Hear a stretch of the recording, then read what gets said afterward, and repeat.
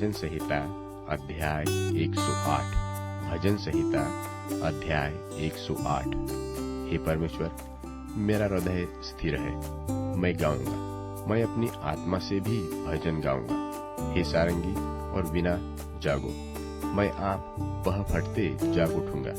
मैं यहोवा, मैं देश देश के लोगों के मध्य तेरा धन्यवाद करूंगा और राज्य राज्य के लोगों के मध्य में तेरा भजन गाऊंगा, क्योंकि तेरी करुणा आकाश से भी ऊंची है और तेरी सच्चाई आकाश मंडल तक है। हे परमेश्वर, तू स्वर्ग के ऊपर हो और तेरी महिमा सारी पृथ्वी के ऊपर हो, इसलिए कि तेरे प्रिय छुड़ाए जाए। तू अपने दाहिने हाथ से बचा ले और हमारी विनती सुन ले। परमेश्वर ने अपनी पवित्रता में होकर कहा है, मैं प्रफुल्लित होकर शेकेम को बांट लूंगा और सुक्कोत की तराई को नपवाऊंगा। गिलाद मेरा है, मनश्शे भी मेरा है और एफ्रेम मेरे सिर का टोप है। यहूदा मेरा राजदंड है और मोआब मेरे धोने का पात्र है। मैं एदोम पर अपना जूता फेंकूंगा, पलिश्त पर मैं जय जयकार करूंगा।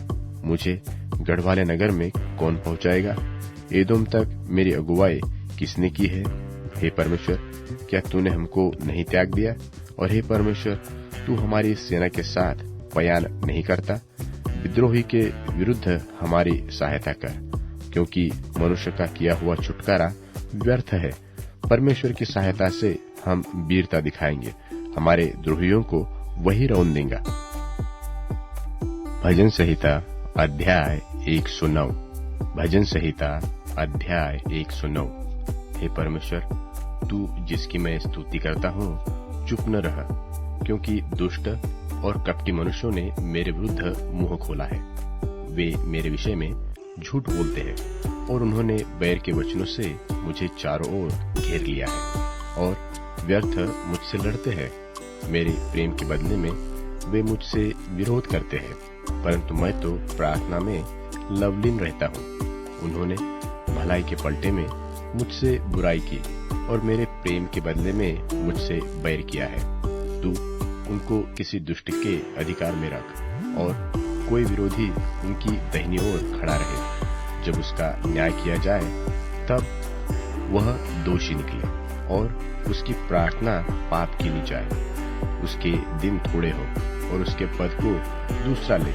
उसके लड़के बाले अनाथ हो जाए और उसकी स्त्री विधवा हो जाए और उसके लड़के मारे मारे फिरे और भीख मांगा करें। उनको अपने उजड़े हुए घर से दूर जाकर टुकड़े मांगना पड़े। महाजन फंदा लगाकर उसका सर्वस्व ले ले और परदेशी उसकी कमाई को लूट ले। कोई न हो जो उस पर करुणा करता रहे और उसके अनाथ बालकों पर कोई अनुग्रह न करे। उसका वंश नाश हो जाए, दूसरी पीढ़ी में से उसका नाम मिट जाए और उसके पितरों का अधर्म यहोवा को स्मरण रहे और उसकी माता का पाप न मिटे।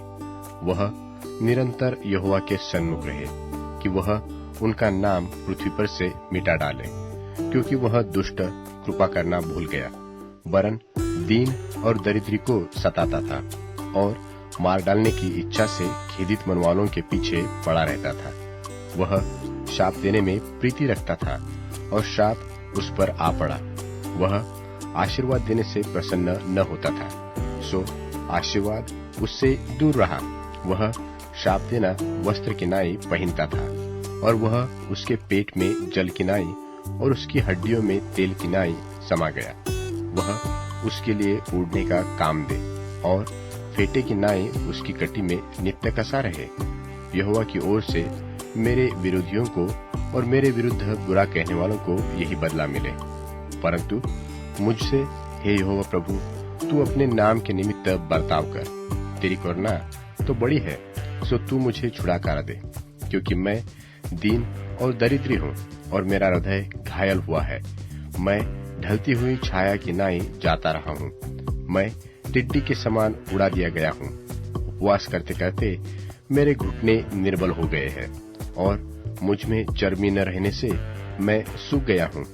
और तेरी तो उन लोगों से नामधराई होती है, जब वे मुझे देखते तब सर हिलाते हैं। हे मेरे परमेश्वर यहोवा, मेरी सहायता कर, अपनी करुणा के अनुसार मेरा उद्धार कर। जिससे वे जाने कि यह तेरा काम है, और हे यहोवा, तू ही ने यह किया है। वे कोसते तो रहे, परंतु तू आशीष दे। वे तो उठते ही लज्जित हो, परंतु तेरा दास आनंदित हो। मेरे विरोधियों को तू अनादर रूपी वस्त्र पहनाया जाए, और वे अपनी लज्जा को कम्बल की नाई ओढ़े। मैं यहोवा का बहुत धन्यवाद करूंगा, और बहुत लोगों के बीच में उसकी स्तुति करूंगा, क्योंकि वह दरिद्र की दाहिनी ओर खड़ा रहेगा, कि उसको घात करने वाले न्यायों से बचाए। भजन संहिता अध्याय 110। भजन संहिता अध्याय 110। मेरे प्रभु से यहोवा की वाणी यह है कि तू मेरे दाहिने हाथ बैठ, जब तक मैं तेरे शत्रुओं को तेरे चरणों की चौकी न कर दूं। तेरे पराक्रम का राजदंड यहोवा सिय्योन से बढ़ाएगा।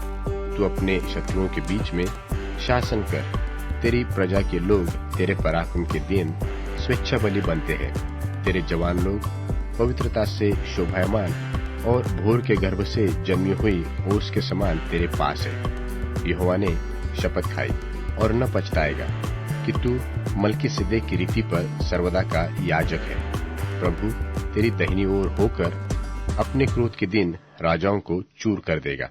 वह जाति जाति के न्याय चुकाएगा। रणभूमि लोथों से भर जाएगी। वह लंबे चौड़े देश के प्रधान को चूर चूर कर देगा। वह मार्ग में चलता हुआ नदी का जल पिएगा। इस कारण वह सिर को ऊंचा करेगा। तीमुथियुस के नाम पौलुस प्रेरित की पहली पत्री 6वां अध्याय। जितने दास जुए के नीचे हैं, वे अपने अपने स्वामी को बड़े आदर के योग्य जाने, ताकि परमेश्वर के नाम और उपदेश की निंदा न हो।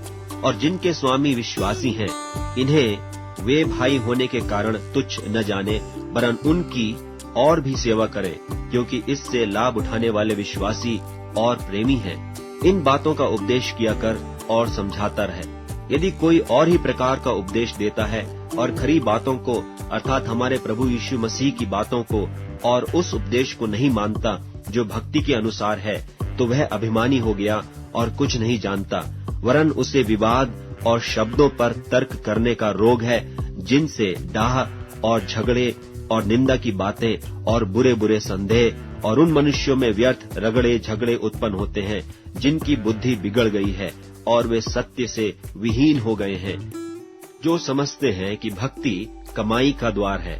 पर संतोष सहित भक्ति बड़ी कमाई है, क्योंकि न हम जगत में कुछ लाए हैं और न कुछ ले जा सकते हैं। और यदि हमारे पास खाने और पहनने को हो तो इन्हीं पर संतोष करना चाहिए। पर जो धनी होना चाहते हैं, वे ऐसी परीक्षा और फंदे और बहुतेरे व्यर्थ और हानिकारक लालसाओं में फंसते हैं, जो मनुष्यों को बिगाड़ देती हैं और विनाश के समुद्र में डुबा देती हैं। क्योंकि रुपये का लोभ सब प्रकार की बुराइयों की जड़ है, जिसे प्राप्त करने का प्रयत्न करते हुए कितनों ने विश्वास से भटककर अपने आप को नाना प्रकार के दुखों से छलनी बना लिया है। पर हे परमेश्वर के जन, तू इन बातों से भाग और धर्म, भक्ति, विश्वास, प्रेम, धीरज और नम्रता का पीछा कर। विश्वास की अच्छी कुश्ती लड़ और उस अनंत जीवन को धर ले, जिसके लिए तू बुलाया गया और बहुत गवाहों के सामने अच्छा अंगीकार किया था। मैं तुझे परमेश्वर को, जो सबको जीवित रखता है, और मसीह यीशु को गवाह करके, जिसने पुन्तियुस पिलातुस के सामने अच्छा अंगीकार किया, यह आज्ञा देता हूँ कि तू हमारे प्रभु यीशु मसीह के प्रकट होने तक इस आज्ञा को निष्कलंक और निर्दोष रख, जिसे वह ठीक समयों में दिखाएगा, जो परम धन्य और अद्वैत अधिपति और राजाओं का राजा और प्रभुओं का प्रभु है। और अमरता केवल उसी की है, और वह अगम्य ज्योति में रहता है, और न उसे किसी मनुष्य ने देखा और न कभी देख सकता है। उसकी प्रतिष्ठा और राज्य युगानुयुग रहेगा। आमीन। इस संसार के धनवानों को आज्ञा दे कि वे अभिमानी न हों और चंचल धन पर आशा न रखें, परंतु परमेश्वर पर, जो हमारे सुख के लिए सब कुछ बहुतायत से देता है, और भलाई करें और भले कामों में धनी बने और उदार और सहायता देने में तत्पर हों, और आगे के लिए एक अच्छी नेव डाल रखें कि सत्य जीवन को वश में कर लें। हे तिमुथियुस, इस थाती की रखवाली कर और जिस ज्ञान को ज्ञान कहना ही भूल है, उसके अशुद्ध बकवाद और विरोध की बातों से परे रहे। कितने इस ज्ञान का अंगीकार करके विश्वास से भटक गए हैं। तुम पर अनुग्रह होता रहे।